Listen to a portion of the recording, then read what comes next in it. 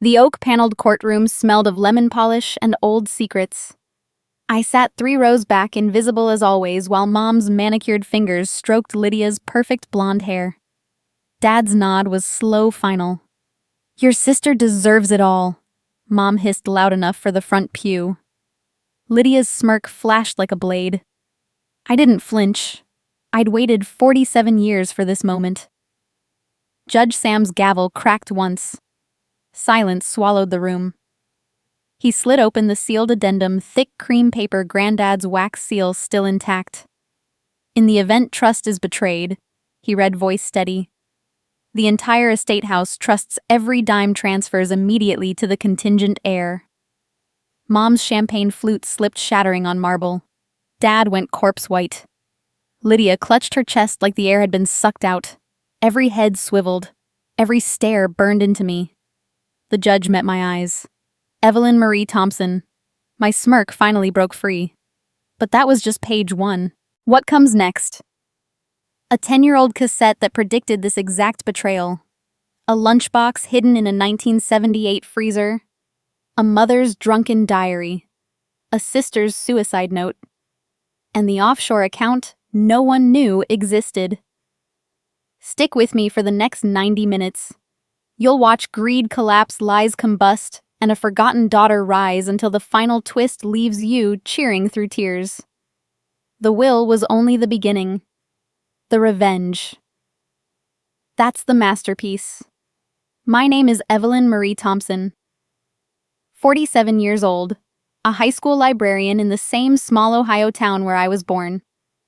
I've spent 3 decades shelving other people's stories while mine stayed quietly on the bottom rack, unnoticed, unborrowed, gathering dust. That changed the Tuesday Granddad's will was read. The probate courtroom smelled of lemon oil and nervous sweat. I took the last pew, the one with the wobbly leg, because nobody ever expects the quiet sister to sit up front. Mom Ruth perched in the first row like a broody hen, one hand smoothing Lydia's honey blonde hair, the other clutching Dad's sleeve. Lydia, 39, real estate agent extraordinaire, wore a charcoal suit sharp enough to slice bread and a smile that said she'd already counted every zero in the estate. Dad Walter kept his eyes on his shoes the way he had since the stroke 3 years ago. His left hand trembled. His right stayed limp in Mom's grip. Judge Sam Whitaker, silver-haired and kind-eyed, had known Granddad since VFW bingo nights. He cleared his throat and the room hushed the way it does before a storm. Before we proceed with the primary bequests, he said there is a sealed addendum executed 10 years ago and witnessed by counsel. He produced a cream envelope. Granddad's red wax seal cracked but intact. Mom's spine straightened. Lydia's manicured nails dug into Dad's forearm. I felt the shift before the words left the judge's mouth, the way you sense rain in your joints. He unfolded the single sheet. Should any beneficiary breach the sacred trust placed in them through fraud, coercion, or misappropriation, the entire principal of the Thompson Family Trust, including the residents at 412 Maple Lane, shall immediately vest in the contingent heir. He paused, letting the silence stretch until it squeaked. That contingent heir is named herein as Evelyn Marie Thompson. Mom's gasp ricocheted off the paneled walls. Lydia's head snapped toward me so fast her earrings whipped like tiny lassos. Dad's mouth opened, closed, opened again. No sound. The handful of cousins and neighbors twisted in their seats, a slow-motion wave of disbelief. I stayed still, hands folded in my lap the way Granddad taught me when the world tilted. Breathe through the nose, out through the mouth. Wait for the next card. Judge Sam wasn't finished. There is one additional item. He reached beneath the bench and lifted the old walnut picture frame Mom had insisted on displaying Granddad in his navy dress blues 1944. Something rattled inside. The judge turned it over, unscrewed the back, and a micro-cassette slid into his palm like a secret escaping. Mr. Thompson instructed that this be opened only if the addendum was invoked. Mom found her voice first. That's ridiculous. He was senile the last 5 years. Lydia echoed contingent heir Evelyn. She can't even manage the library budget. Dad just stared at the cassette as if it might bite. I stood slow, deliberate, and walked the aisle I'd never been invited to cross. My sensible flats clicked against the marble. When I reached the bench, Judge Sam handed me the tape. It was warm from his grip. A yellowed label in Granddad's spidery script read, "Day I signed. Play if they forget." The courtroom deputy produced a dusty portable player from evidence lockup. We all waited while he threaded the tape. Static crackled, then Granddad's voice strong as the day he taught me to bait a hook. "If you're hearing this, somebody broke the rules. I'm betting on Evelyn to fix it. She's the only one who never asked for a dime." Another pop of static. Then a younger voice, Lydia, maybe 19, laughing in the background of what sounded like a summer barbecue. "When they're gone, Derek and I take everything. The house, the accounts, all of it. Evelyn won't even notice until it's too late." The tape clicked off. Lydia's face drained to the color of printer paper. Mom's hand flew to her pearls. Dad finally looked up and for the first time in years straight at me. His eyes held something I couldn't name, regret maybe, or fear. Judge Sam closed the folder with a soft thud. "Court is adjourned until counsel reviews the recording and supporting documents. Ms. Thompson Evelyn, please remain." I nodded, clutching the cassette like a winning lottery ticket. As the room emptied in a rustle of whispers and shuffling feet, Mom hissed over her shoulder, "This isn't over." Lydia's glare could have melted steel. Dad lingered, longest mouth working soundlessly, then followed them out. I stayed behind with Judge Sam and the echo of Granddad's voice. The tape hissed, then Lydia's teenage voice. "I'll take everything when they're gone." The courtroom doors had barely clicked shut when Judge Sam handed me off to Marion Caldwell, Granddad's estate attorney for the last 30 years. She was 63, wore her silver hair in a low knot, and carried the same leather briefcase she'd used since I was in pigtails. "Conference room," she said, voice calm as Sunday tea. "We're not done." I followed her down the narrow hallway lined with dusty portraits of long-dead judges. My fingers still curled around the micro-cassette, its plastic edges digging into my palm like a promise. The conference room smelled of burnt coffee and old paper. Marion locked the door behind us, set the briefcase on the oak table, and clicked it open with the precision of a surgeon. Inside lay a yellow legal pad, a fresh cassette sleeve, and the portable player the deputy had used. She didn't waste time. Your grandfather left instructions. If the addendum triggered play, the companion tape immediately. She slid the original cassette back into the player, pressed play, and Granddad's voice filled the small space again, softer this time, like he was leaning over my shoulder. "Marion, give Evelyn the full context. She'll need it to understand what comes next." The tape rolled on. Background noise, shifted crickets, the clink of ice in glasses, the low rumble of a summer grill. Then Lydia, 19, and already certain of her place in the world, her voice bright with cheap wine and cheaper ambition. "Derek, listen. Once Mom and Dad are out of the picture, the house is ours. The trust, the savings bonds, even Granddad's stupid coin collection. Evelyn won't fight. She never has. We'll have her signing whatever we put in front of her before she finishes her tea." Derek's laugh was low approving.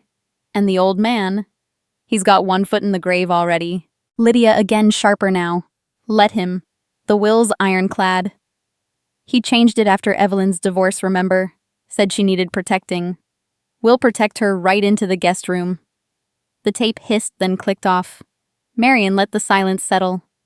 I felt it in my teeth. 10 years ago, I'd been 37 freshly single-licking wounds in the apartment above the library. I'd had no idea my little sister was already mapping the floor plan of my future. The door rattled. Mom's voice seeped through the wood. "Marion, open up. That tape is ancient history. Lydia was a teenager." Marion didn't move. She waited until the rattling stopped, until Mom's heels clicked away in defeat. Then she turned to me, eyes steady. "Your mother will say it was just talk. Kids boast. But Granddad heard something different. He heard intent." I swallowed. He kept this for a decade. He kept everything. Marion reached deeper into the briefcase and produced a second cassette. This one in a clear plastic case with a handwritten label in Granddad's shaky late-stage script. Second Trust. Open only with tears. He recorded this 6 months before he passed. Said the first tape was the warning. This one is the map. I stared at the label. Tears. Granddad had always hated crying in public. He'd called it wasting good salt water. Yet here was his instruction plain as day. Marion continued. He told me the second trust isn't in the main estate. It's separate. Hidden and triggered by a specific condition. He wouldn't tell me the condition. Only that Evelyn would know when the time came. Footsteps again in the hallway, heavier this time. Dad! His voice was muffled, apologetic. Marion, I need to talk to my daughter. Marion shook her head, though he couldn't see. She lowered her voice. Walter hasn't looked me in the eye since the stroke. Guilt does that to a man. I thought of Dad in the courtroom, his gaze fixed on his shoes while Lydia preened. I thought of the way he used to lift me onto his shoulders at county fairs. How his hands had trembled the last time he tried. Marion pressed on.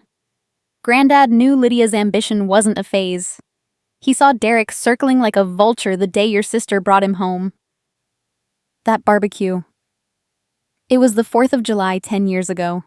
You were in Columbus finalizing your divorce. Lydia thought you were too broken to notice. I closed my eyes. I had been broken. I'd come home that weekend with a U-Haul full of thrift store furniture and a heart held together with library tape. Lydia had hugged me all sympathy, then whispered to Derek behind the garage. I had thought it was about wedding plans. Apparently it was about burial plots. Marion ejected the first tape and slipped it into an evidence envelope. This goes to the judge tomorrow. Its admissible chain of custody intact. But the second tape, she held it up to the light. This one stays with me until you're ready. Granddad was clear, no one hears it until the tears come. Whose tears he wouldn't say. I reached for it. She pulled back. Not yet. There's a key. He said you'd know where to look, same as you always did when you were little, and he hid Easter eggs in the strangest places. Her eyes softened. He trusted your memory, Evelyn. Not your mother's. Not Lydia's. Yours. The room felt smaller suddenly, very warm. I could still smell the charcoal from that long-ago barbecue taste the lemonade Mom had spiked with vodka. I could see Lydia in her red bikini, Derek's hand on the small of her back. Both of them glancing toward the house where Granddad sat on the porch watching. He'd been watching all along. Marion snapped the briefcase shut. I'll file a motion to authenticate the first tape. Your family will fight it, claim coercion, senility, anything. But Granddad covered his bases. He had me notarize the date, the witnesses, even the weather report that day. Sunny, 82 degrees, slight breeze from the west. She smiled, small and sad. He wanted you to know he was lucid. He wanted you to know he chose you. Dad knocked again, softer. Evelyn, please. His voice cracked on my name. I pictured him standing there, shoulders rounded, the man who used to carry me piggyback, now afraid to meet his own daughter's eyes. Marion waited. I shook my head. Not yet. She slipped the second tape into a wall safe behind a framed photo of her late husband. The click of the lock was final. Find the key, she said, before someone else does. Because if Lydia's been planning for 10 years, she's already looking. I left the conference room with the echo of my sister's younger self ringing in my ears, a prophecy recorded on a summer night when I was too heartbroken to notice the storm gathering overhead. Marion locked the tape in her safe and said, "Find the key before someone else does." I left Marion's office with the taste of old charcoal still on my tongue and the word key rattling around my skull like a marble in a tin can. The courthouse parking lot baked under the late September sun heat, shimmering off the asphalt, but I barely felt it. My mind was already back at 412 Maple Lane, sifting through decades of half-forgotten corners. Granddad had loved riddles the way other men loved baseball. He'd plant clues in plain sight and watch us scramble like chickens after cracked corn. Freezer surprises, he used to say, winking over the rim of his coffee mug. Best place to hide something nobody wants to find. I drove home on autopilot, the cassette's prophecy looping behind my eyes. Lydia at 19 already carving up the future. Me at 37 too busy patching bullet holes in my heart to notice the survey lines being drawn across my childhood bedroom. The house looked smaller than I remembered. White clapboards, sun-bleached to the color of old bone, the maple tree out front dropping its first red leaves like warnings. Mom's sedan was gone. Dad's pickup sat crooked in the driveway, driver's door ajar. Lydia's sleek SUV was nowhere in sight. Good. I needed the place empty. The side door stuck the way it always had. I shouldered it open and stepped into the kitchen. The air smelled of lemon dish soap and the faint mildew that never quite left the corners. The refrigerator, an avocado green Westinghouse vintage 1978, stood exactly where it had since Carter was president. Mom had threatened to replace it a dozen times, but Granddad always vetoed her. Still keeps beer cold, he'd grunt, and that was that. I ran my hand over the curved handle, cool metal under my palm, and felt the years peel back like onion skin. I opened the door. A single light bulb flickered, illuminating half a jar of pickles, a carton of eggs, and the ghost of Sunday roasts. Nothing looked out of place, but Granddad never made it easy. I pulled out the crisper drawers, checked behind the ice trays, even unscrewed the butter compartment. Nothing. Then I remembered his favorite trick, the false back panel. He'd shown me once when I was 8 after Mom hid my Halloween candy in the pantry. People look where they expect, he'd whispered, tapping the freezer wall. Surprises live where nobody wants to stick their hand. I opened the freezer. Frost feathered the edges. The ancient ice cube tray rattled like loose teeth. I reached past the frozen peas and felt along the back wall until my fingers found the seam. A gentle push, a click, and the panel swung inward on a hidden hinge. There, nestled in a nest of freezer burns, sat my old lunchbox pink plastic with a faded My Little Pony sticker, the one I'd carried to 3rd grade. My breath fogged in the cold. I lifted it out carefully, frost crystals drifting to the linoleum like snow. The latch was rusted shut. I carried the box to the kitchen table, grabbed a butter knife, and worked the clasp until it gave with a reluctant squeal. Inside lay a single brass key, small and ornate, the kind that opened old diaries or music boxes, and a folded note in Granddad's handwriting. The paper was stiff with cold, the ink slightly blurred but legible. Marion keeps your mother's diary. Find it before the ink dries. I stared at the words until they blurred. Mom had kept diaries when we were kids. Little leather books with tiny locks filled with grocery lists and bridge scores, and the occasional dramatic sigh about Dad's long hours at the plant. I hadn't seen one in decades. I'd assumed she'd tossed them during one of her cleaning frenzies. Apparently not. The screen door creaked. Dad shuffled in, shoulders hunched, eyes fixed on the floor. He stopped when he saw the lunchbox recognition flickering across his face like a match struck in the dark. "Where'd you find that?" His voice was gravel. "Freezer," I said. "Granddad's surprise." He nodded slowly as if that explained everything and nothing. "Your mother's gonna have a fit when she hears you've been digging through her things." He glanced at the key, then away. "Never saw any diary. Not once." I believed him. Dad had never been the one to hide secrets. He was the one secrets hid from. I slipped the key into my pocket, the metal warming against my thigh. "Marion has it," I said. Granddad made sure. Dad rubbed the back of his neck the way he did when the arthritis flared. "Lydia's on her way. Said she's bringing Derek to inventory the house before the bank does." His gaze flicked to the lunchbox again, lingering on the faded pony. "Sentimental junk," he muttered, echoing words I hadn't heard yet. "That's what she'll call it." I closed the lid gently, the plastic clicking shut like a time capsule. The key felt heavier now, a small planet in my pocket. Somewhere in Marion's office, behind the framed photo of her late husband, lay a diary that might hold more than bridge scores. And somewhere in this house, Lydia was already measuring curtains for rooms she thought were hers. I stood lunchbox under my arm and headed for the door. Dad called after me, voice cracking. "Evelyn." I paused. "Be careful. Your sister? She doesn't lose gracefully. I didn't answer. I was already thinking about the diary, about blank pages and promises made in the dark. I was thinking about a little girl who used to hide her candy in the freezer because her big sister never looked there. The diary's first page dated 1985. Lydia made me sign a blank page tonight. I drove straight from Maple Lane to Marion's office, the lunchbox riding shotgun like a passenger from 1985. The diary waited in the safe, but Marion had texted, "Bring the key." I clutched the small brass piece so tightly it left teeth marks in my palm. The late afternoon light slanted through the windshield, turning the brass the color of old pennies. I kept hearing the diary's first line, a ghost sentence that hadn't even been read yet. Lydia made me sign a blank page tonight. A 5-year-old couldn't make anyone do anything, which meant the hand guiding the pen belonged to someone else entirely. Marion met me at the door, took one look at my face, and ushered me past the receptionist. The safe clicked open. The diary slid out like a sleeping cat. It was smaller than I remembered. Burgundy leather cracked along the spine, the tiny lock long since sprung. Marion laid it on the blotter between us. Granddad said, "Open it with me present." Chain of custody. I nodded, throat dry.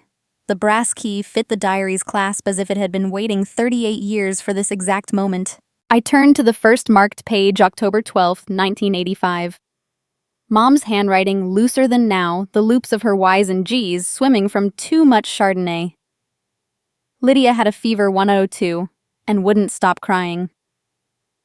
Derek, 22, home from state on fall break, said he knew a shortcut for medical bills.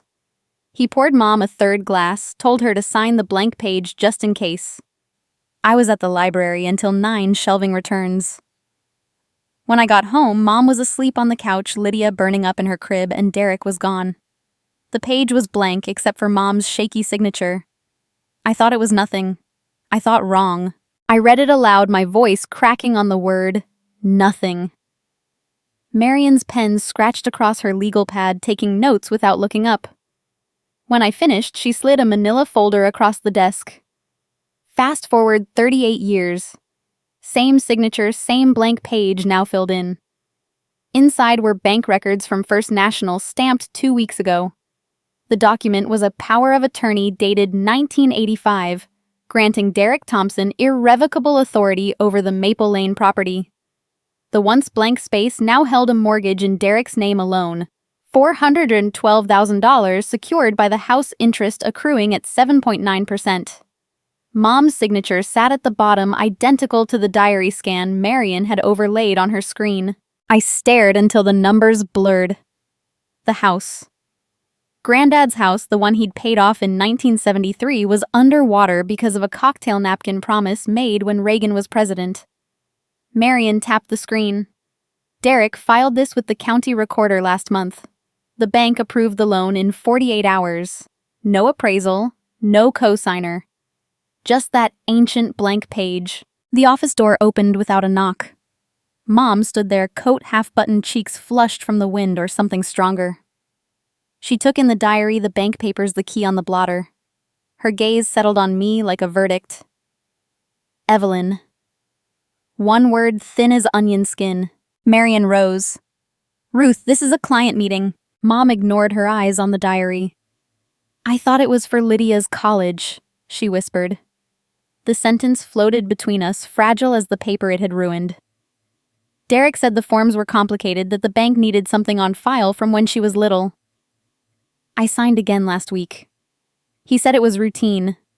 Her voice cracked on routine, the way ice splits before it gives. I found my own voice small but steady.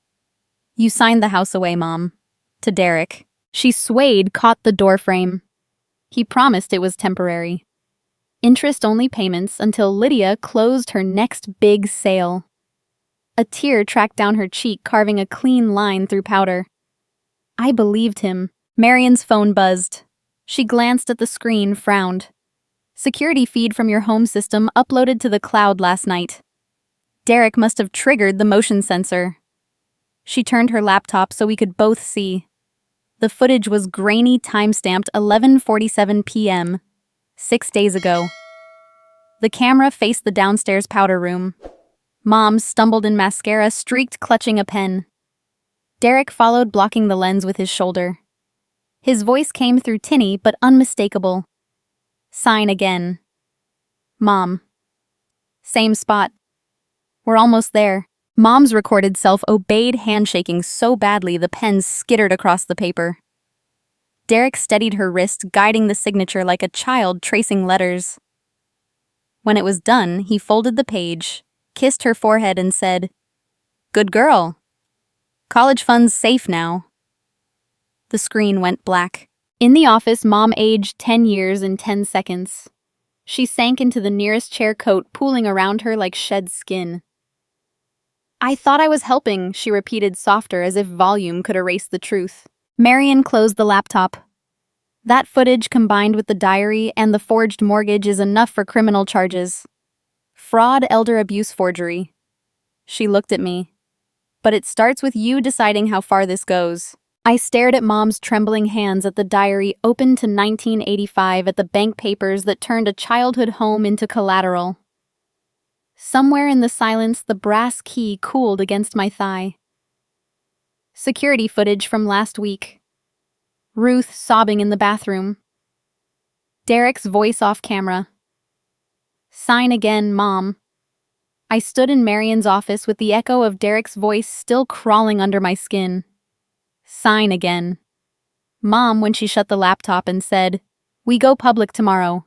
Open court. No more shadows." Mom's face had gone the color of old ash. She kept staring at the frozen frame on the screen as if she could unsign the paper by sheer will. I felt the brass key in my pocket like a hot coal. Marion was already dialing the clerk, requesting an emergency hearing. "Tell Judge Sam we have exculpatory and inculpatory evidence that can't wait," she said, crisp as winter air. I didn't sleep that night. I sat on the porch swing at Maple Lane, listening to the house creak, its old complaints rehearsing the moment the walls would finally speak. Morning came gray and damp. The courthouse steps were slick with rain. Reporters huddled under umbrellas, smelling blood. Marion had leaked just enough to the local station new evidence in Thompson estate dispute. Mom arrived, flanked by Lydia and Derek, all three in matching navy, a united front that cracked the moment they saw me waiting beside the bailiff. Lydia's eyes were puffy. Derek's jaw worked like he was chewing glass. Mom wouldn't look higher than my shoes. Inside, the gallery filled fast. Neighbors who'd known Granddad since the war, cousins who'd come for the free lunch, the pastor who'd baptized both Lydia and me. Judge Sam took the bench at 9, sharp gavel falling like a guillotine. Counsel for the contingent heir has filed a motion to present newly discovered evidence. Proceed. Marion stood, heels clicking. Your Honor. We offer into evidence a cloud-stored security recording from the Thompson residence, time-stamped 6 days ago. She nodded to the clerk, who dimmed the lights. The projector hummed. The powder room feed filled the wall.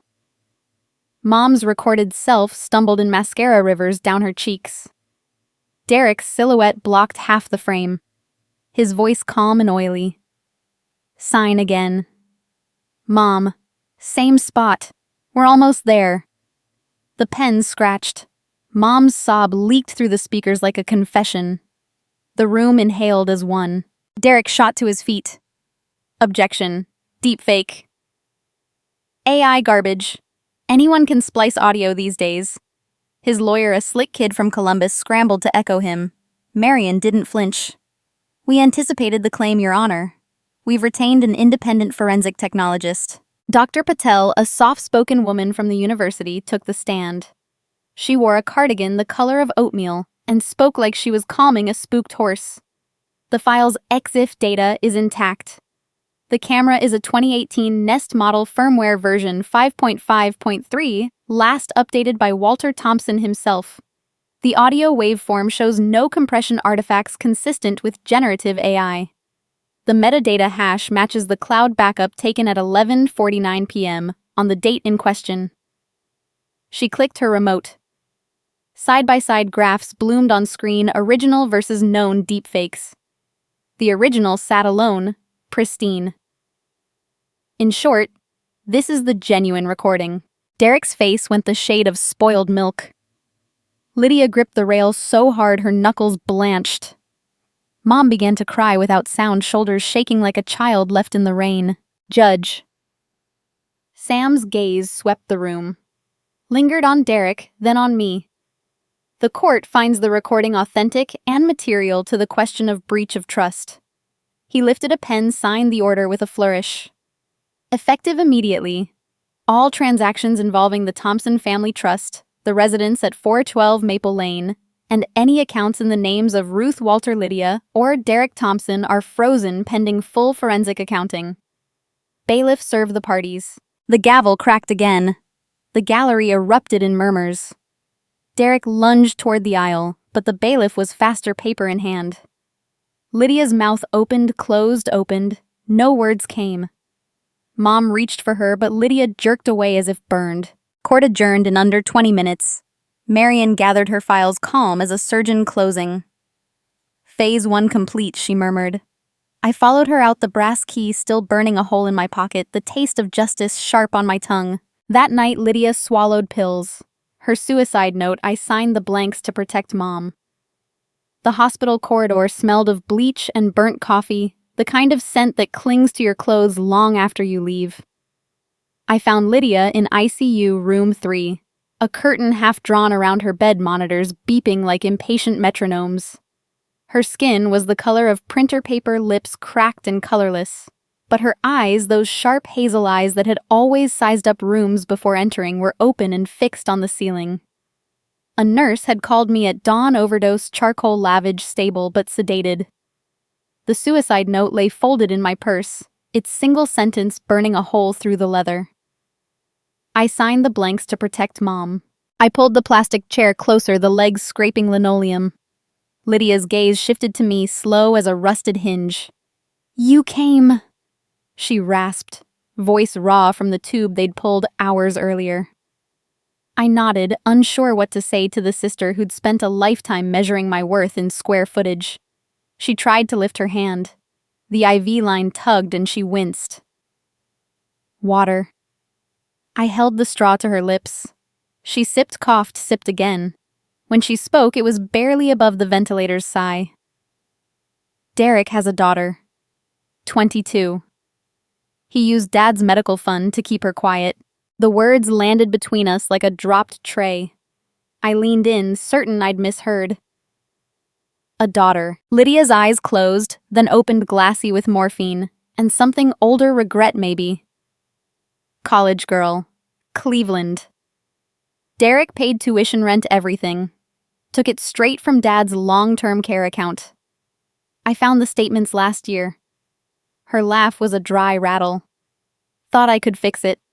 Thought if I moved money around, nobody would notice. I sat back, the chair creaking under me. Dad's medical fund, set up after the stroke, meant for in-home aids, and the lift chair he never used was supposed to be ironclad. Granddad had overseen every deposit. I opened my mouth to ask how, but the door swung open. The nurse who entered was young, ponytail swinging scrubs the color of storm clouds. She froze, mid-step chart in hand, when she saw me.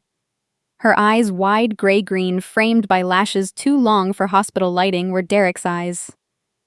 The same tilt at the outer corners, the same flicker of calculation. My pulse stuttered. She recovered first, busying herself with the IV bag, but her hands trembled as she adjusted the drip. Lydia watched her, a bitter smile tugging at her cracked lips. That's her, she whispered. She's the one who cashed the checks. The nurse's head snapped up. For a second, the room held only the beep of monitors and the soft hiss of oxygen. Then she set the chart down, movements deliberate, and reached into her pocket. She pulled out a folded receipt, thick paper embossed with a jeweler's logo, and let it flutter onto Lydia's blanket. Found this in the nurse's lounge, she said, voice steady but thin. Someone's been using your name, Ms. Thompson. I unfolded the paper. It was a purchase receipt for a diamond tennis bracelet, $4, $200, dated 3 days ago. The signature at the bottom was Lydia's looping scrawl, except Lydia had been unconscious in this very bed since the overdose. The nurse met my eyes. Derek's eyes, and for the first time I saw fear in them. Not guilt. Fear. Lydia's monitors beeped faster. Tell Mom, she rasped. Tell her I tried. Her hand found mine, cold and paper-thin. I signed to protect her. Derek said if I didn't, he'd make sure she went to jail for the mortgage. I thought... Her voice cracked. I thought I was the smart one. I stared at the receipt at the nurse whose name tag read K. Thompson, RN, at my sister, who had swallowed a bottle of pills to shield the mother who'd always shielded her. The room tilted the way it does when you stand up too fast. The nurse backed toward the door, ponytail brushing her collar. I have to check on Mr. Jenkins, she muttered and fled. Lydia's grip tightened. Find her, she whispered. Before Derek does. Her eyes fluttered shut, the morphine pulling her under. I sat there long after the monitors settled into their steady rhythm, the diamond receipt clenched in my fist, the weight of a secret niece pressing against my ribs like a second heartbeat. The nurse dropped a diamond receipt signed Lydia, but Lydia was unconscious that day. I left the hospital with the diamond receipt folded so tightly it cut a line across my palm. Lydia's forged name staring up like an accusation. Marion met me in the parking lot, took one look at the paper and said, "Emergency hearing tomorrow, 8 a.m. Bring everything." I spent the night in the library's back office, the only place in town still open past midnight, poring over Dad's medical fund statements until the numbers blurred. Every withdrawal traced back to the same Cleveland address, the same account ending in 7742. By dawn, I had a name, Kayla Thompson, age 22, nursing student. Derek's daughter. My niece. The girl with his eyes who'd fled Lydia's room. The courthouse was already humming when I arrived, reporters camped on the steps like crows. Marion had subpoenaed a handwriting expert, a retired FBI document examiner named Harold Klein, who still wore the same horn-rimmed glasses he'd had in the 80s. He took the stand with the calm of a man who'd testified in 1,000 courtrooms and never lost his temper once. Marion handed him the diamond receipt and a stack of known samples, Lydia's real estate contracts, Ruth's grocery lists, even a birthday card Ruth had signed for Dad last year. Harold adjusted his microscope light. The signature on the receipt is a skilled simulation of Lydia Thompson's hand, but not hers. Note the pressure patterns, heavier on the downstrokes, lighter on the upstrokes, consistent with a left-handed writer compensating for right-handed mimicry. He projected enlarged images side by side. Compare the terminal flourish on the capital L. Lydia's is a confident loop. This one hesitates, then overcorrects. Classic forgery by someone familiar, but not fluent. He paused, letting the room lean in. The forger is Ruth Thompson. Mom gasped from the front row, a sound like air escaping a punctured tire. She stood, knees buckling, and would have hit the floor if the bailiff hadn't caught her elbow. I forged it, she choked out, voice cracking across the gallery. I forged it so Lydia wouldn't go to jail. The words hung in the air, raw and ragged. She clutched the rail, knuckles white. Derek said the jeweler would press charges if the signature didn't match. I practiced for hours. I thought if I made it look like Lydia, they'd blame her insurance, not her. I thought I was saving her. Derek leaned back in his seat. Arms crossed, a smirk curling the corner of his mouth like he'd just won a bet. His lawyer whispered something. Derek shook his head, still smiling. He thought Mom's confession was a gift, one more layer of chaos to hide behind. Marion didn't blink. Your Honor, the state requests an immediate warrant for Derek Thompson on charges of embezzlement, fraud, and conspiracy. She slid a thick folder across the bench. Judge Sam flipped through it, eyebrows climbing. Harold Klein had already matched Derek's handwriting to the withdrawal slips from Dad's medical fund, the same looping D, the same heavy cross on the T. The judge signed the warrant without hesitation. The bailiff stepped forward, paper in hand. Derek Michael Thompson, you are under arrest for embezzlement in excess of $500,000. Derek's smirk froze, then shattered. He surged to his feet, chair scraping backward. This is insane! You have nothing! The bailiff was already behind him, cuffs glinting. Derek, twisted eyes wild, scanning the gallery for an escape that wasn't there. You'll never prove it, he spat, but his voice cracked on prove. Outside the courthouse, police cuff. Derek, he shouts. You'll never find the offshore account. Derek's shouts still rang in my ears as the courthouse doors swung shut behind me. the echo of offshore account swallowed by the slam of police cruisers pulling away. I stood on the wet steps, rain needling my face, watching the taillights disappear around the corner. Marion appeared at my elbow, umbrella tilted against the downpour. "He just handed us the map," she said, voice low. "Come inside before the reporters swarm." I followed her back through security, past the metal detectors that beeped at the brass key I still carried like a talisman, into the same conference room where everything had begun to unravel. She locked the door, opened her laptop, and pulled up a secure portal I'd never seen before. Derek's arrest triggered an automatic flag with the Cayman trustee. They're required to notify the estate attorney when a beneficiary is charged with financial crimes. Her fingers flew across the keyboard. A new account bloomed on screen, labeled in plain text, Compassion Clause Trust. The balance read $4,237,891.42. I blinked, certain the numbers would rearrange themselves into something sensible. They didn't. Marion leaned back, letting me absorb the figure. Granddad moved the bulk of his assets offshore in 2011 after Lydia started pressing him to co-sign her real estate loans. He told me it was insurance against family stupidity. The main estate, the house, the checking accounts, the coin collection was left intact as a decoy. What Lydia and Derek drained was smoke. She clicked deeper.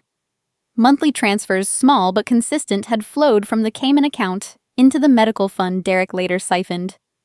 He was robbing Peter to pay Paul, never realizing Peter was the real vault. I traced the screen with one finger, afraid to smudge the truth.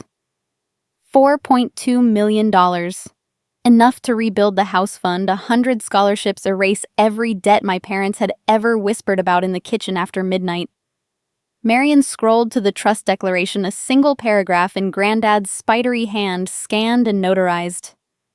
The beneficiary must demonstrate an act of mercy toward one who has proven undeserving, documented, and witnessed before any distribution may occur. Failure to satisfy the clause within 1 year of the testator's death reverts the corpus to a charitable foundation for caregiver education. I read it twice, the words settling like stones in my stomach. Mercy to the undeserving. Lydia's face flashed in my mind, pale in the ICU bed, rasping about protecting Mom. Derek in cuffs, still sneering. Mom's forged signature trembling on diamond receipts.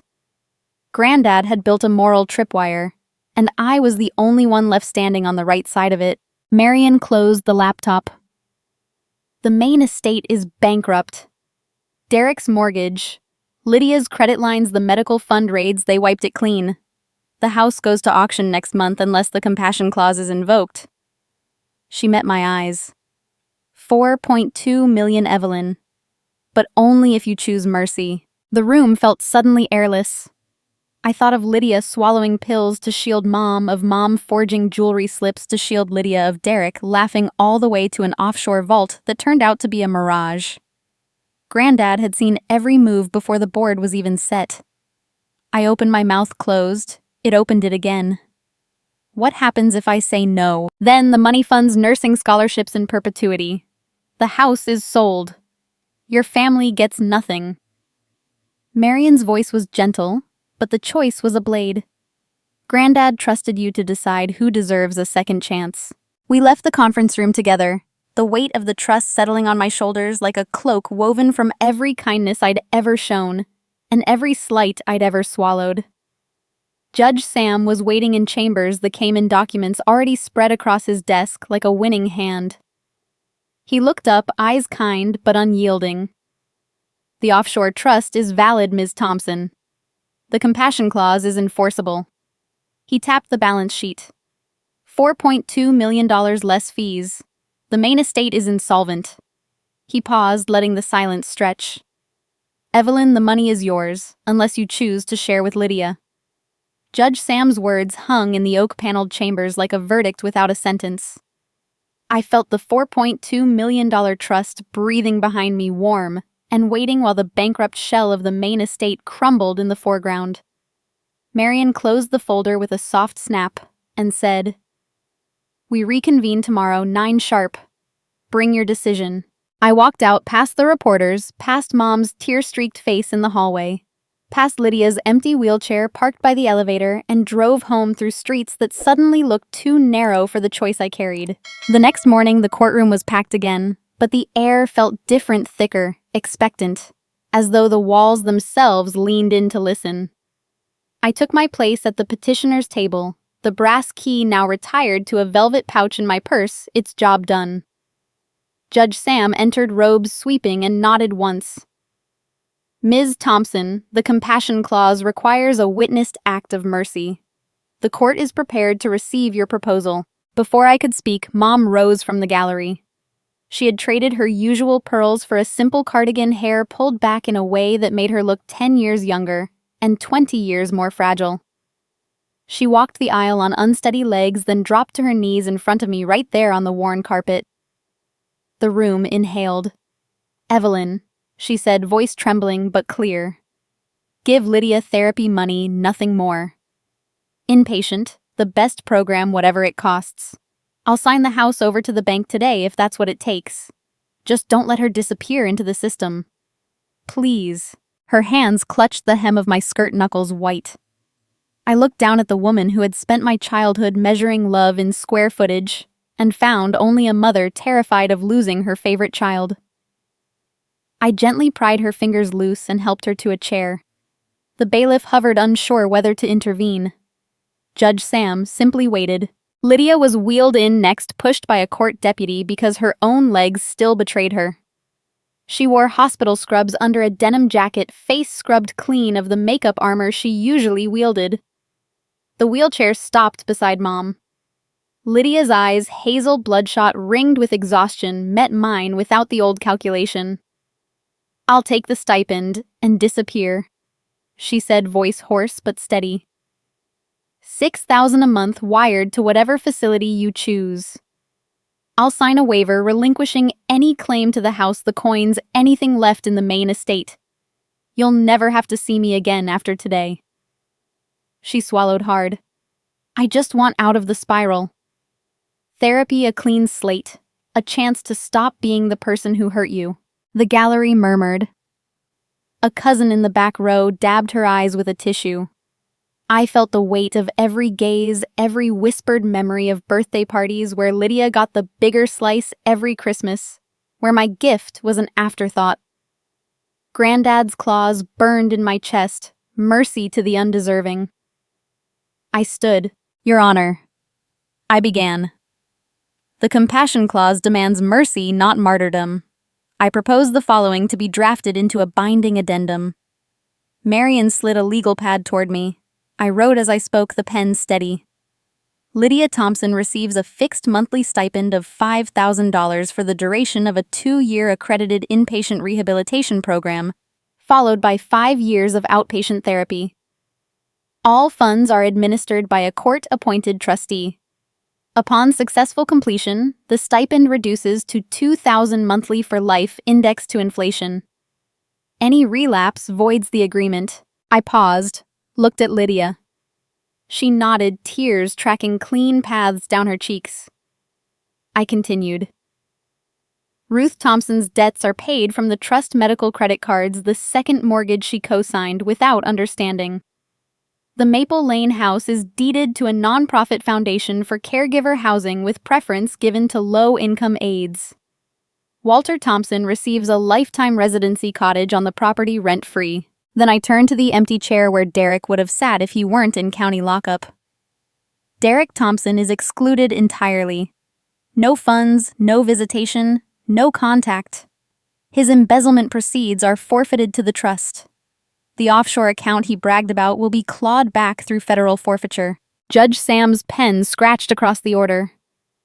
Mom sobbed quietly into her hands. Lydia reached for her, and for once, Mom let her. The gavel fell approval, not finality. Marion gathered the signed pages, then almost as an afterthought slid a final envelope across the table. The paper was thick, the seal unbroken, the handwriting on the front, unmistakably Granddad's, "For Evelyn from Kayla." Marion's eyes held mine. One last tape from the girl Derek abandoned. I stared at the envelope Marion had slid across the table, Granddad's handwriting stark against the cream paper, "For Evelyn from Kayla." The courtroom had emptied. Only the bailiff lingered, pretending to straighten chairs while he listened. My fingers trembled as I broke the seal. Inside lay a microcassette smaller than the others and a single folded note in Granddad's spidery script. I set the note aside and handed the tape to Marion. She produced the portable player from her briefcase, the same one that had carried Lydia's teenage prophecy weeks ago.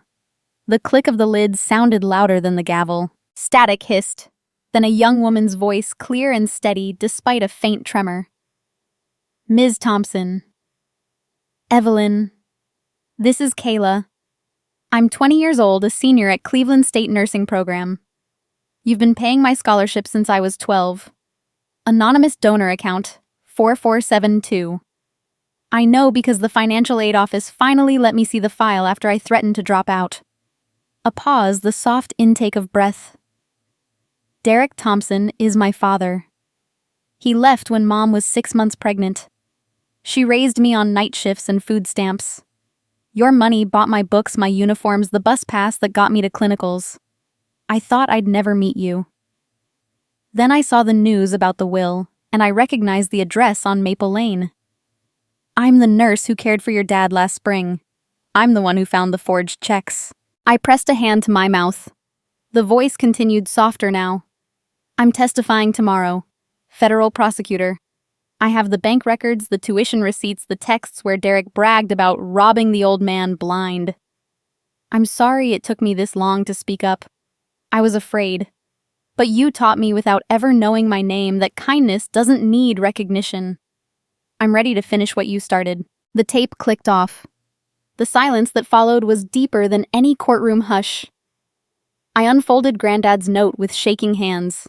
The ink was faded, the paper creased from years in an envelope. The circle closes when the merciful meet the lost. Below it, a single line. She carries your blood and your heart. Evelyn, trust the mercy you've already shown. Marion closed the player gently. Kayla's been in the gallery every day, she said. Back row scrubs under a blazer. She wanted to wait until the clause was satisfied. I turned, scanning the empty benches, but the bailiff was already locking the doors. Marion smiled small and knowing. She'll be at the federal courthouse tomorrow. Grand jury. Derek's arraignment is at 2.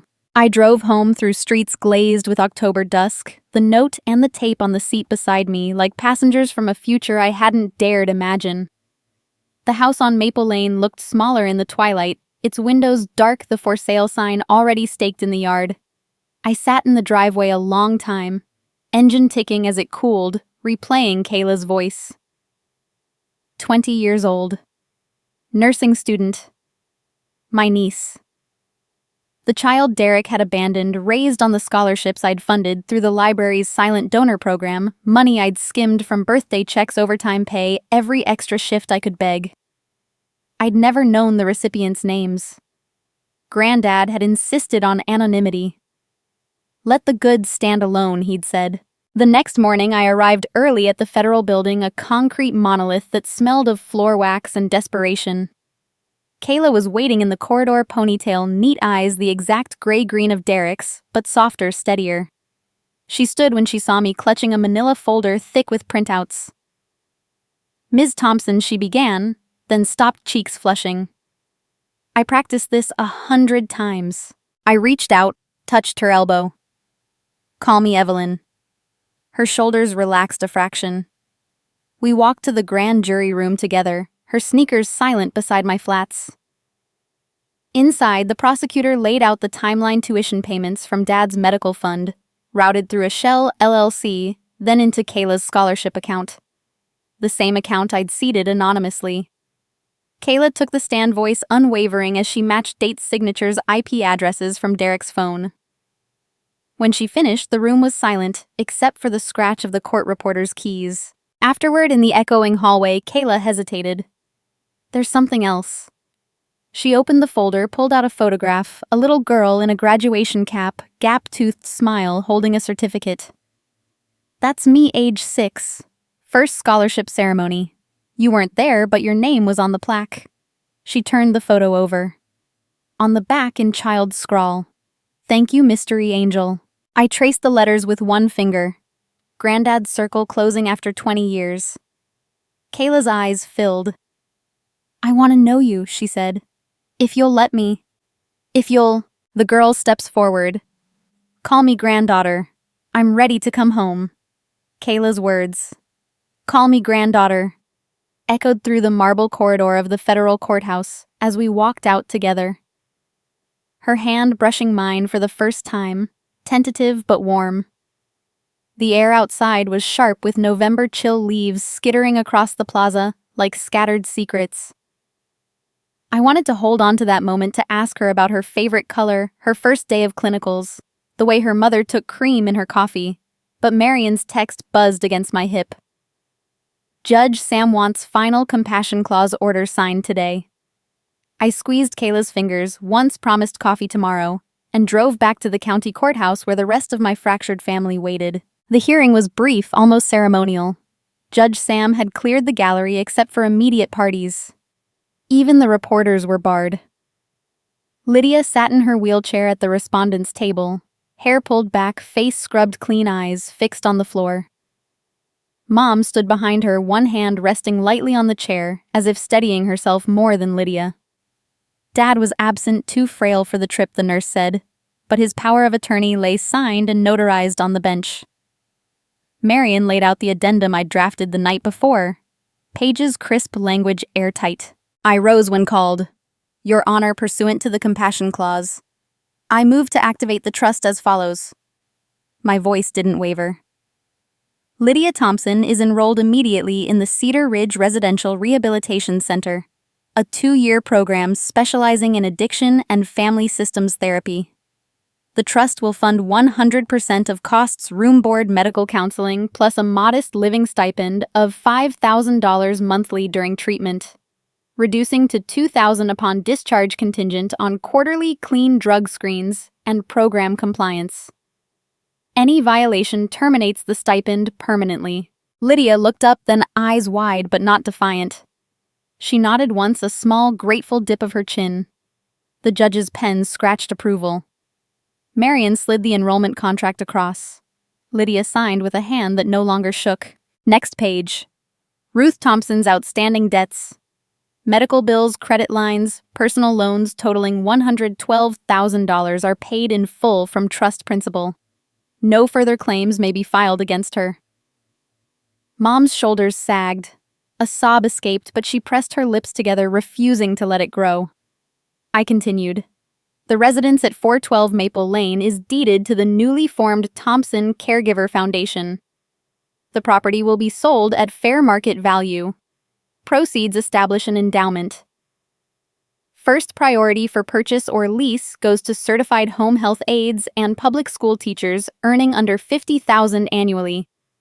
Walter Thompson retains life estate in the detached cottage, utilities included. Judge Sam initialed each clause, the sound of justice rendered in ink. The final page was thinner, almost an afterthought. Derek Michael Thompson is excluded from all trust benefits. His prior embezzlement, as established in Federal Case 24 CR 187, forfeits any equitable interest. The judge looked up. Sentence was handed down this morning in Cleveland. 7 years federal prison, no parole for the first 5. Restitution ordered $4.1 million to be garnished from any future earnings. 7 years. The number settled over the room like frost. Lydia closed her eyes. Mom whispered a prayer I couldn't quite hear. I felt nothing triumphant, only the hollow click of a door closing on a decade of damage. Court adjourned with a tap of the gavel. Lydia was wheeled out first, headed to Cedar Ridge by ambulance transfer. Mom followed, pausing to touch my sleeve. "Thank you," she said, the words small but steady. I nodded, unable to trust my voice. Marion gathered the signed originals, then, from the bottom of her briefcase, produced a single blank check, heavy stock, the trust's name embossed in navy. She laid it on the table between us, pen beside it like an offering. "One unsigned check left," she said, smiling for the first time in weeks. "From the scholarship fund you never knew you controlled." I stood in the emptying courtroom with Marion's unsigned check between my fingers, its blank face staring up like an uncharted map. She tucked the rest of the trust documents into her briefcase, then produced a slim, leather-bound ledger I'd never seen. "Granddad kept duplicates of every donation you routed through the library's silent fund," she said. "He called it your quiet ledger. I think it's time you read it." The cover was worn soft, the spine cracked from years of handling. I opened it under the fluorescent lights and the first stub fluttered loose. 2003 $1, $200, anonymous EMT. The recipient line read, "Maria Alvarez Senior Nursing Track." My breath caught. Maria had been my first. I'd found her crying in the stacks over a textbook she couldn't afford. I'd slipped the money into the donation box that night, heart-hammering, praying it would reach her. Page after page unfolded like petals. 47 stubs, each one a story I'd buried. 2005 $800 for Jamal's trumpet lessons after his mom lost her job at the plant. 2007 $2 $100 for twins whose father died in Iraq, covering SAT prep so they could aim past community college. 2012 $3,000 for a boy named Luis, whose mother cleaned the library at night. The stub noted art supplies, "Don't let him quit." I'd watched Luis sketch superheroes on scrap paper while his mom mopped.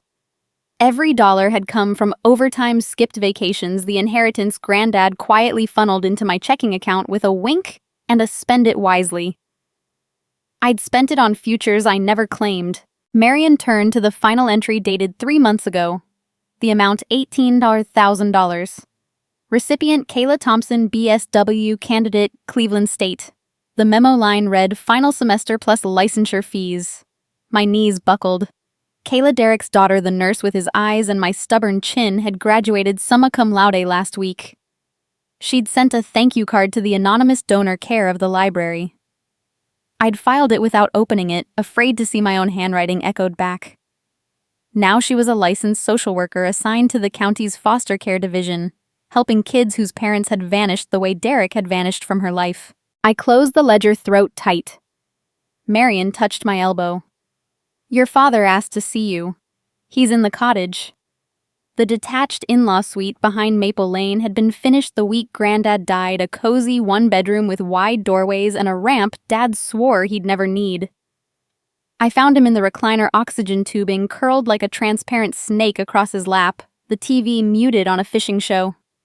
He looked smaller than memory-allowed plaid shirt, hanging loose where muscle used to be. He muted the remote when I entered, eyes watery but sharp. "Sit," he said, patting the ottoman. I obeyed. He reached for a manila envelope on the side table, hands trembling. Inside were photocopies of every scholarship stub, edges yellowed, some annotated in his shaky scrawl. Evelyn paid for this one, told her it was library budget. Another. She worked doubles so this kid could go to prom. He laid them across my lap like a deck of cards, revealing every quiet ace I'd played. Tears tracked down his cheeks, carving clean lines through afternoon stubble. "You raised everyone but yourself," he whispered, voice cracking on the last word. "I sat in that big house letting your mother parade Lydia like a prize pony, and you kept the whole town afloat on coffee money and stubbornness. I'm sorry, Evie. I should have stood up sooner." I gathered the stubs, pressed them to my chest. "You're standing now," I said. He managed a watery smile, then pointed to the envelope's bottom flap. A single blank check remained identical to the one Marion had given me, drawn on the same scholarship subaccount. "Granddad left instructions," Dad said. "One unsigned check to be filled by the donor herself for any purpose she chooses. No limits." I stared at the empty line until it blurred. 47 lives touched one still waiting. My phone buzzed on the coffee table. Unknown number, local exchange. I answered on instinct. A woman's voice, young but sure, spilled through the speaker. "Grandma Evelyn. This is Maria Alvarez. I'm the first baby you saved the nursing scholarship 2003. I'm a pediatric nurse practitioner now. Can I visit? I have someone I want you to meet." A new voice on the phone. "Grandma Evelyn. I'm the first baby you saved. Can I visit Maria?" Alvarez's voice still rang in my ears. "Can I visit?" When I hung up and stared at Dad across the cottage living room, the unsigned check trembling between my fingers like a leaf caught in wind. He wiped his eyes with the sleeve of his flannel and said, "Go home, Evie. The town's waiting to eat crow, and they brought Tupperware." I laughed, the sound startling us both, and tucked the check into the ledger beside the 47 stubs that had become my secret biography. The drive to Maple Lane took 5 minutes, but the street looked different in the late afternoon light, as though someone had wiped a decade of dust from the windows. Cars lined both curbs, hazard lights blinking like nervous fireflies. My porch, once bare except for a single Adirondack chair, was now a buffet. Mrs. Kowalski from down the block balanced a Pyrex of Golumki on her hip. The Hendersons carried a sheet cake iced with "Sorry, Evelyn" in shaky blue letters. Mr. Patel from the pharmacy juggled 2 foil-covered trays of butter chicken. They formed a ragged queue up the front walk, faces I'd known since kindergarten, now flushed with the particular embarrassment of people who'd believed the wrong story. I stepped out of the car, and the line parted like the Red Sea in reverse. Mrs. Kowalski reached me first, eyes wet. "We were awful," she said, pressing the casserole into my hands. "Derek told us you were contesting the will out of spite that you'd put your parents in a home." We listened. One by one, they came apologies wrapped in aluminum foil in quilted potholders in the careful language of neighbors who'd crossed the street to avoid my gaze for weeks. The Hendersons confessed they'd returned my Christmas cookies unopened last year. Mr. Patel admitted he'd filled Lydia's prescriptions without question while refusing my over-the-counter requests. Each confession landed soft but heavy, stacking like bricks, until the porch sagged under the weight of contrition. Pastor Reynolds arrived last, collar askew, clutching a lemon meringue pie like a peace offering. He waited until the casseroles were arranged on every flat surface, then cleared his throat. "Evelyn," he began, voice cracking on the second syllable. I stood in my pulpit and repeated Derek's lies. Said you were ungrateful, that you'd forgotten family values. I let fear of losing tithes cloud my judgment. He set the pie beside a tray of stuffed cabbage. "I'm here to ask forgiveness in front of the flock I misled." The neighbors murmured agreement, a low rustle of shame and relief.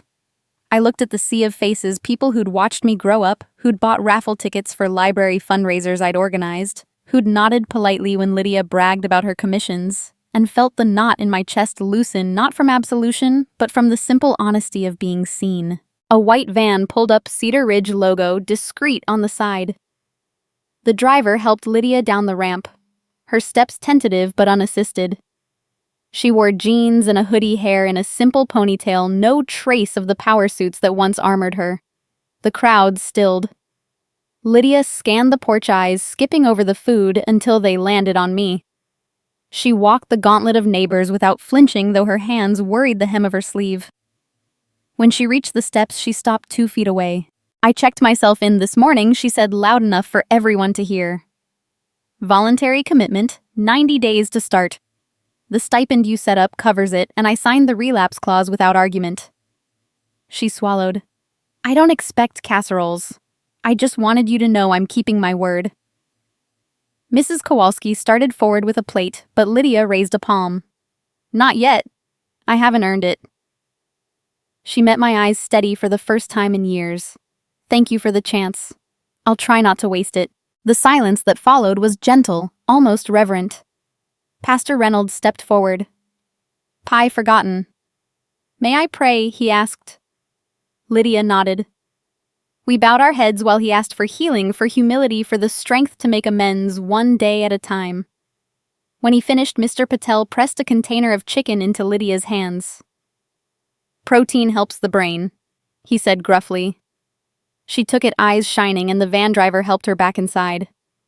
The porch exhaled as the vehicle pulled away, taking my sister toward whatever version of herself waited on the other side of treatment. The neighbors began to disperse, promising recipes, promising to return the dishes clean, promising things they finally meant.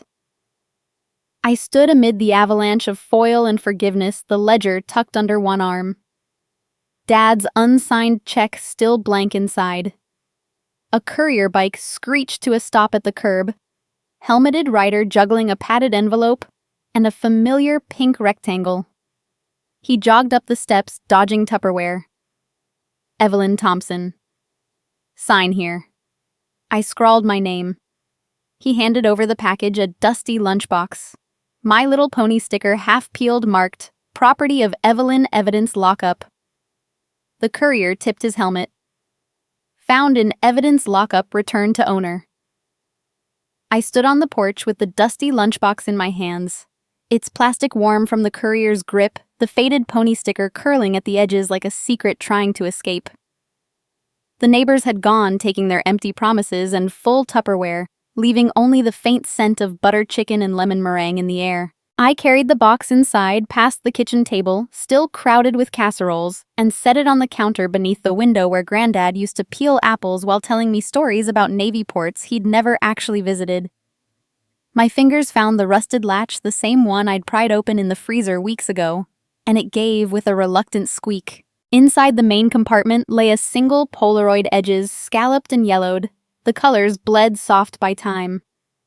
5-year-old me grinned up from a patchwork quilt, gap-toothed and sunburned, holding a dandelion crown Granddad had woven during a picnic at the county fair. My overalls were grass-stained, my hair a wild halo. Tucked beneath the photo was a note in Granddad's late-stage handwriting, the letters trembling but deliberate. "You were always the real inheritance."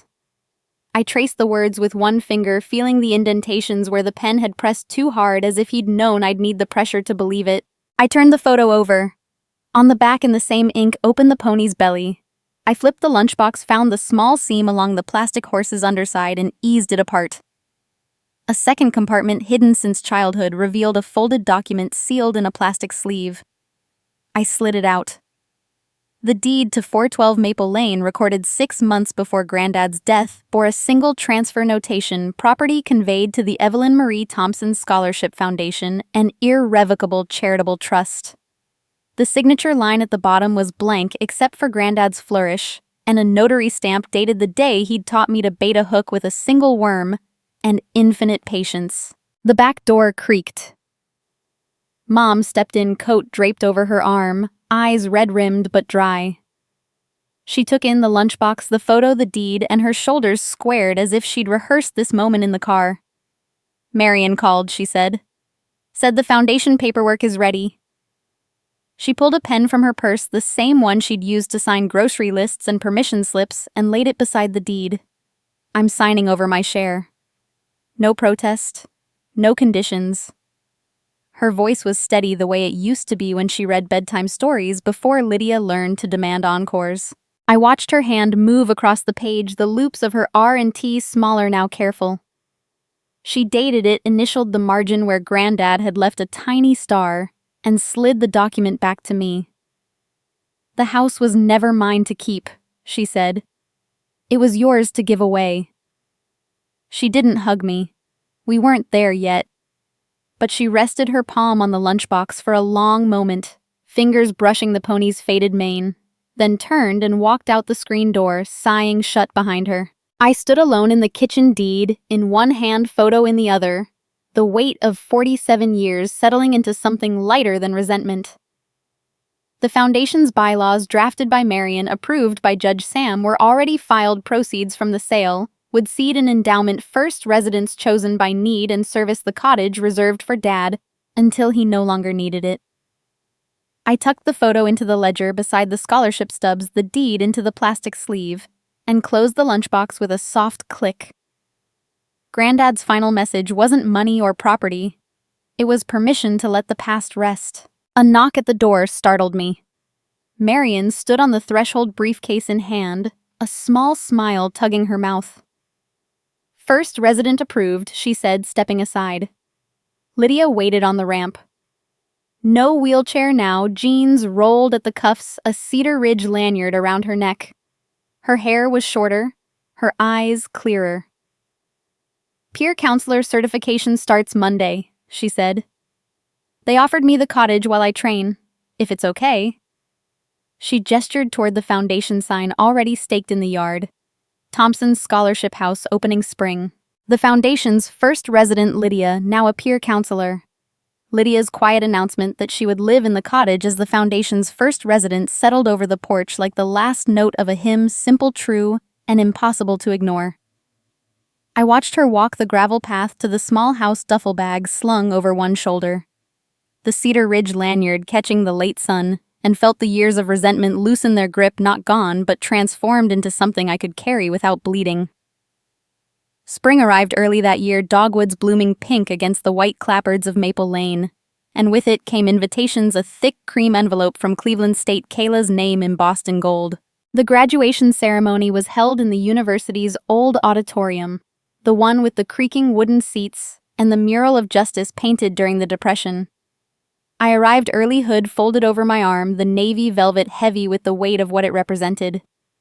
Kayla had asked me to hood her, a tradition usually reserved for faculty or family mentors, and the dean had agreed without hesitation once Marian explained the scholarship history.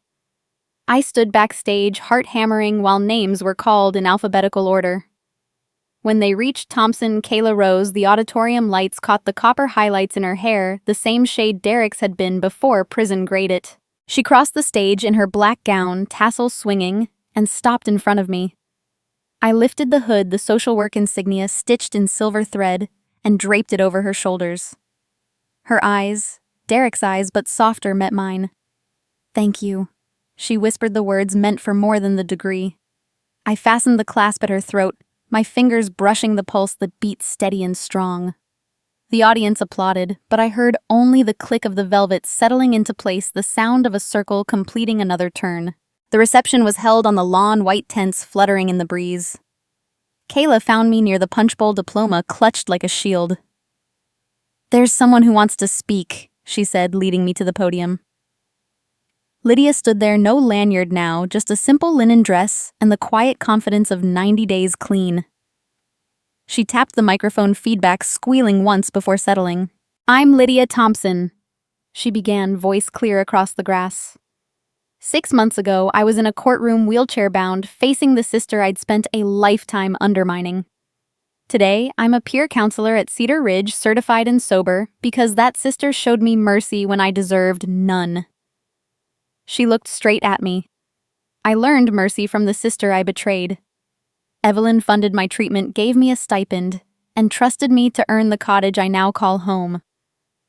Every resident who walks through the Thompson Scholarship House will know her name not as a donor, but as the woman who proved second chances aren't weakness, they're strength. The crowd murmured approval. Kayla squeezed my hand. I felt tears threaten but blinked them back. This wasn't about me. Lydia stepped down and the dean took the mic to announce the first cohort of foundation residents, teachers, and aides who would live rent-free while finishing degrees. I spotted Mrs. Kowalski's daughter among them, the one who'd cleaned the library at night to put herself through night school. Later that afternoon, I drove Dad to the cottage, his few belongings packed in 2 grocery bags and a cardboard box labeled Walter in Mom's careful script. The ramp was new, the paint still tacky. Inside, the space smelled of fresh drywall and lemon polish. A hospital bed sat by the window overlooking the dogwoods, a flat screen mounted opposite a recliner positioned for maximum sunlight. Dad shuffled an oxygen tank rolling behind him like a faithful dog, and stopped in the center of the room. "It's bigger than the bedroom I shared with your mother for 40 years, he said, voice thick. He eased into the recliner, adjusted the footrest, and looked out at the yard where Lydia was planting herbs along the fence. "Trust paid for all this," I nodded. He closed his eyes, a single tear tracking into the crease of his smile. "Good. Let it keep working." I left him napping, the cottage door locking softly behind me. Back at the library, my temporary home since the house sale, I sorted mail on the circulation desk.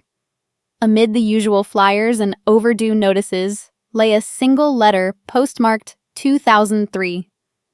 The envelope yellowed and readdressed 3 times.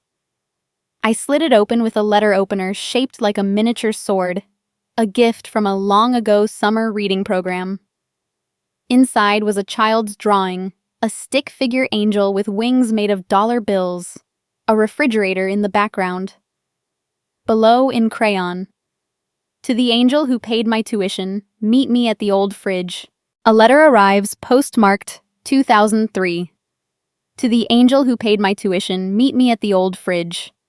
I stood behind the circulation desk with the crayon angel's letter trembling in my hand. The words "Meet me at the old fridge" glowing like a dare from 22 years ago. The postmark 2003 matched the first scholarship stub in Granddad's quiet ledger, the one that started everything. I locked the library at dusk, drove the familiar streets now lined with foundation banners fluttering in the May breeze, and pulled into the driveway of what had once been 412 Maple Lane. The house wore a new sign, Thompson Scholarship Residence, Estand, 2025.